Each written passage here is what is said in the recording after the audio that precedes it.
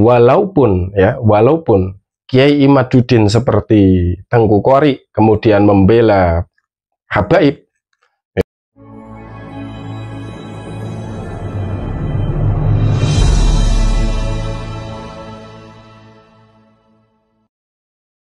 Assalamualaikum warahmatullahi wabarakatuh. Bismillahirrahmanirrahim. Alhamdulillah wa syukranillah. La haula wa la quwata illa billah, amma ba'dah. Saudaraku dimanapun saudaraku berada, kembali berjumpa dengan kami channel Dai Alam, ya, yang akan selalu mengatakan hak itu hak, batil itu batil, walaupun itu nantinya berat dan pahit sekalipun. Tapi dengan bertawakal kepada Allah Subhanahu wa Ta'ala, maka apapun tidak perlu ditakutkan kecuali berharap kepada Allah Subhanahu wa Ta'ala. Hak katakan hak, batil katakan batil. Dan untuk kali ini saya masih tetap terus akan memantapkan, ya, membawa atau mengajak seluruh umat muslim di dunia, ya, khususnya di Indonesia, untuk tidak meyakini bahwa nasab Ba'alawi atau para habaib ini tersambung kepada Rasulullah SAW. Kenapa? Karena tentang urusan nasab tidak boleh dengan keyakinan. Dan biar, ya saudaraku, hari ini, kemarin beberapa hari tersebar video di mana pejuang yang tadinya sebagai pendamping atau ikut berjuang bersama Kiai Imad, ya, menjelaskan tentang ketidaksambungan nasab Ba'alawi para habaib kepada Rasulullah. Ternyata, ya, dia atau beliau ini menyatakan seolah-olah dia beristighfar, ya, beristighfar dan meminta maaf kepada seluruh umat manusia, ya, seluruh umat muslim. Siapa dia? Dia adalah Tengku Qori, ya, Tengku Qori. Kita semuanya tahu siapa Tengku Qori di dalam perjuangan nasab bersama Kiai Imaduddin. Sebelum video Tengku Qori tentang pernyataan minta maaf karena selama ini membela Kiai Imad, ya, dan apa sebutannya itu, bagaimana supaya habaib ini betul-betul terbukti, ya, mendiskriminasikan habaib, katanya dia, ya. Tapi hari ini dia bahasannya apa, ya, yang enak, berbalik ingin merungkatkan tesis Kiai Imad, ya.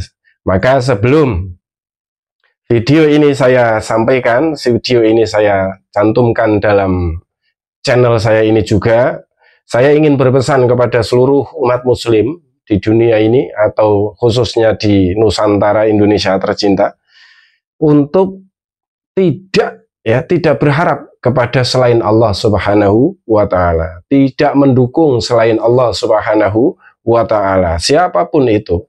Dan di dalam berjuang tentang menyatakan sebuah nasab yang valid ataupun yang terbukti, kita harus tanpa kebencian, ya, tanpa kebencian, akan tetapi tetap bermunajat dan kepada Allah Subhanahu wa Ta'ala, agar kita bisa membedakan, tidak seperti Tengku Qori yang sekarang ini.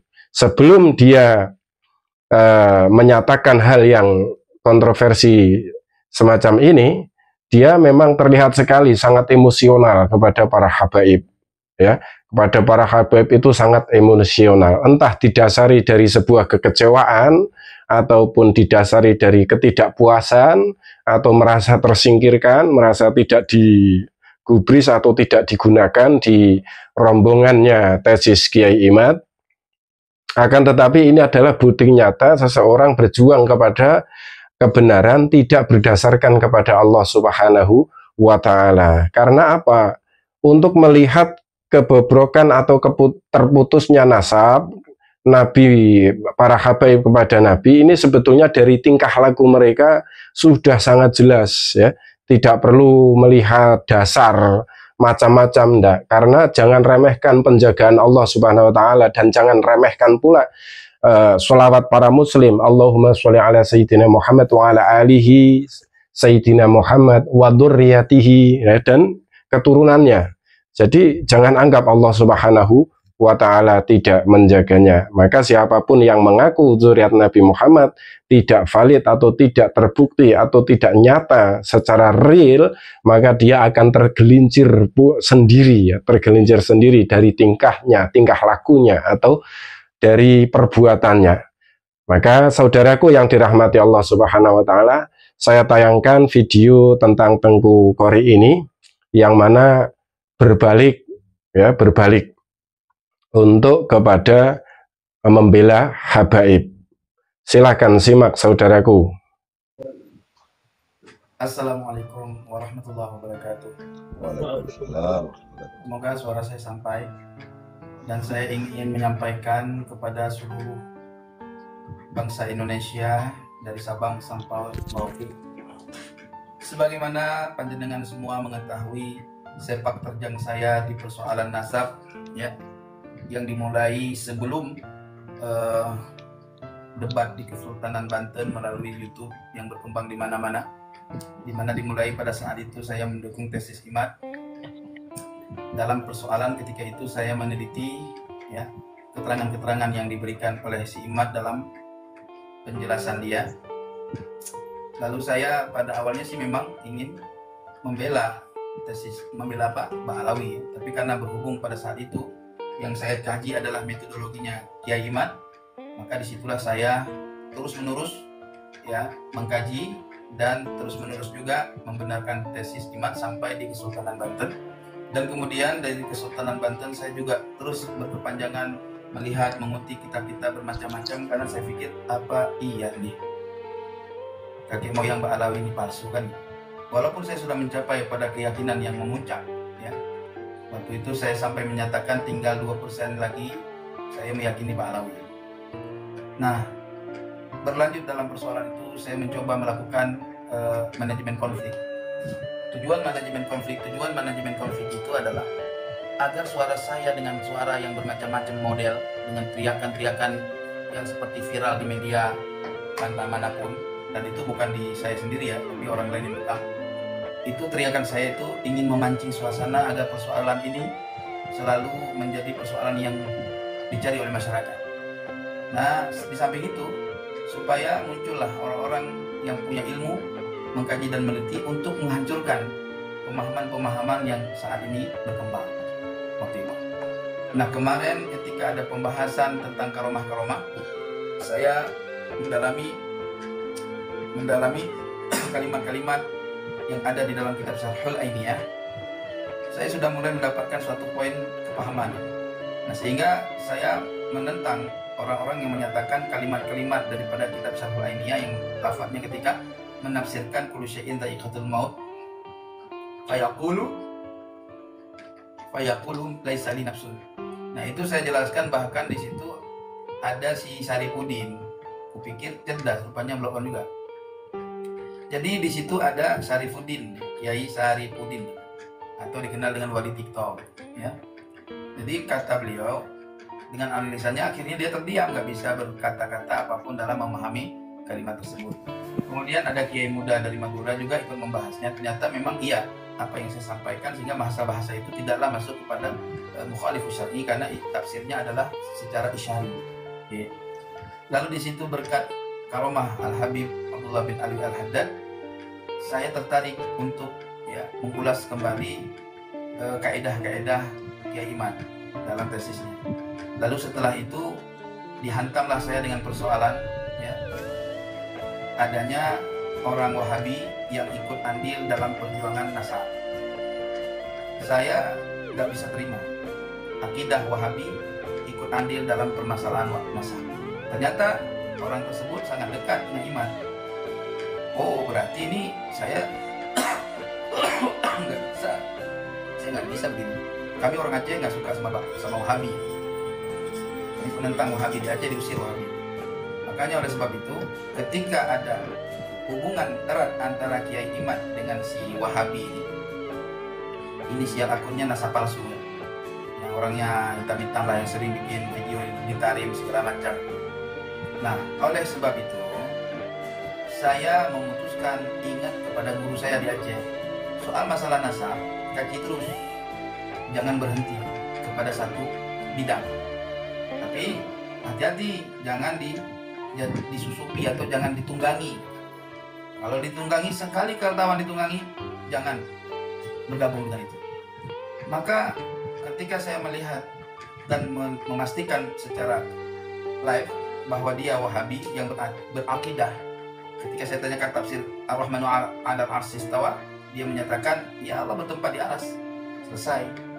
Ya. Maka oleh sebab itu saya katakan sama teman-teman yang mendukung tesis, kalian pilih saya apa pilih si nasab palsu Wahabi ini? Mereka mengeluarkan statement, Tengku tidak dibutuhkan dalam perjuangan nasab ini. Kata mereka, oh begitukah? Baik, sekarang kalian tunggu saya keluar dari kalian dan saya masuk dalam pengkajian membuat antitesis Imad Rungkat saya buat kali ini. Dan saya melihat sejarah ya, sejarah dari mulai saya mendukung tesisnya, membela dia sampai mempertahankan nyawa saya, ya, sampai saya dipersekusi di Jember dan Malang, tidak ada sifat pembelaan secara terang buat saya, ya. Dan dia malah menjauhkan saya tanpa basa-basi, dianggap saya sampah mungkin ya. Saya bikin organisasi saya ya difitnah dengan berbagai cara, sementara dia saya masukkan di dalam kepengurusan tanpa ada konfirmasi, itu keluar dari grup, ya.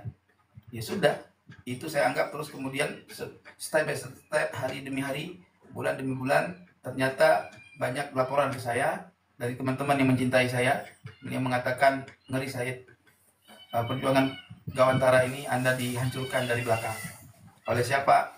Oleh oknum-oknum ya, yang ada di PWI dan yang ada dari anak buahnya bagian Fuad Pleret itu. Itu informasi yang saya dapat, ya. Dan itu daripada Sahibul Hikayatnya sendiri langsung menceritakannya. Kebetulan kecoplosan.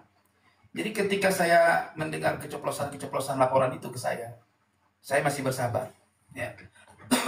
Di samping saya terus mengkaji apa benar nasabah Alawi ini benar-benar kotor, palsu.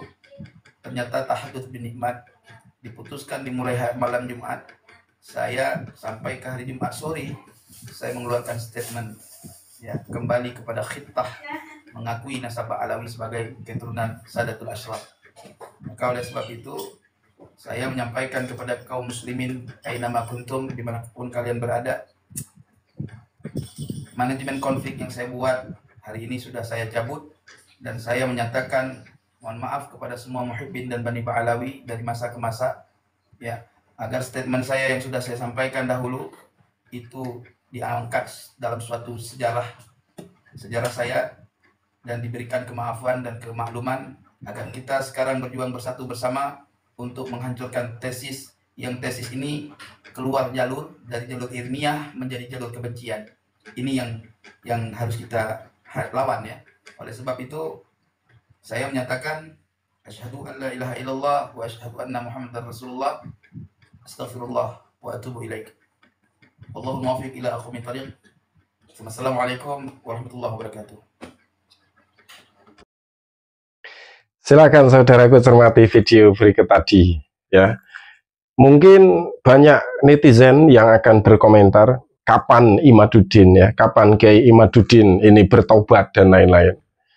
Saya yakin walaupun Kiai Imaduddin seperti Tengku Qori kemudian membela Habaib, ya, membela klan Ba'alawi, pribadi saya tetap tidak akan bisa, karena untuk membela Habaib, membenarkan zuriat Nabi Muhammad Sallallahu Alaihi Wasallam, itu harus dengan fakta dan bukan dengan keyakinan. Saya ulangi lagi, walaupun Kiai Imaduddin itu nantinya akan seperti Tengku Qori saat ini, maka sampai kapanpun selama tidak terbukti, maka saya dan tentunya banyak ulama lain dan umat lain yang tetap akan tidak membenarkan nasab Ba'alawi tersambung kepada Rasulullah Sallallahu Alaihi Wasallam. Saya ingatkan saudaraku, datanglah kepada Allah, semua perjuangan berikan kepada Allah, dan cintai Allah dan cintai Rasulnya. Tidak usah mencintai selain Allah dan selain Rasulnya, agar kita diberikan suatu penglihatan yang hak, itu hak, dan batil, itu batil. Assalamualaikum warahmatullahi wabarakatuh.